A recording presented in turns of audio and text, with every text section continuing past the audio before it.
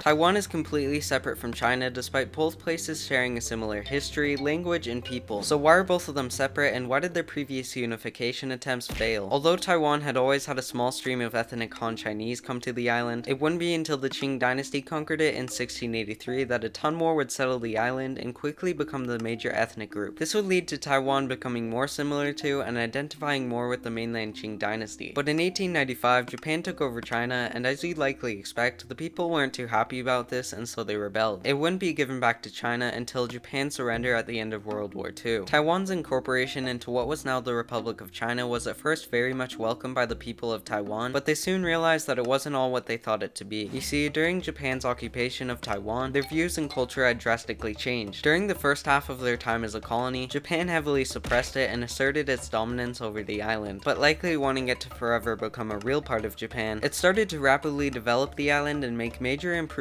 to its literacy rates, education, banking, and public health services. Its cultures were also replaced with a Japanese one. Anything from food to clothing to names to language to laws and to education were altered or completely replaced. The people of Taiwan had seen how their land had been quickly transformed for the better because of the Japanese, and so they stopped their protests. They could also see that Japan was rapidly modernizing, expanding, and gaining power. Meanwhile, China was doing the exact opposite by not modernizing, tearing itself apart, and getting attacked by Japan all at the same time. Unfortunately for Japan, after it lost World War II, it had to give Taiwan back to China. This was actually really exciting for the Taiwanese, since Japanese rule was still rather repressive with all the having to conform with Japanese culture, plus it almost felt like they were returning back to their true home, China. But China did not see it this way. Despite all the progress that had been made on the island, they felt the Taiwanese had been tainted by Japanese influence and needed to be remade as Chinese citizens. The camel that broke the straw's back was what happened on February 28th, 1947. Citizens from all across Taiwan gathered in the streets to protest, but in response, the government violently put down the protests, which led to the deaths of up to 28,000 Taiwanese. This massacre strained China and Taiwan's already tenuous relationship, but it soon got even worse. For 30 years now, the Republic of China had been embroiled in a bloody civil war with the Kuomintang and communists fighting for control in the nation. After a long battle, the Kuomintang were unable to hold back the communists and had to flee to Taiwan. The head of the Communist Party, Mao Zedong, wanted to completely wipe out the Kuomintang by conquering Taiwan, but without going too deep into it, Mao was never able to find the means or resources to overwhelm Taiwan. The United States also wasn't too big of a fan of communism, and so they helped defend Taiwan. China still claims Taiwan because they aspire for their eventual reincorporation, plus if Taiwan was allowed to be recognized as independent now, this could inspire nationalist movements within the country. The reason China hasn't invaded Taiwan since Mao's failed invasions is just because it wouldn't be worth it. The international condemnation and devastation of China's economy wouldn't be worth the invasion. This isn't just a guess, because Russia has already experienced this sort of destruction because of their invasion of Ukraine. Speaking of Russia, there's a weird Russian exclave called Kaliningrad, so if you want to know why it's a part of Russia instead of one of its neighbors, then click here. Thanks for watching.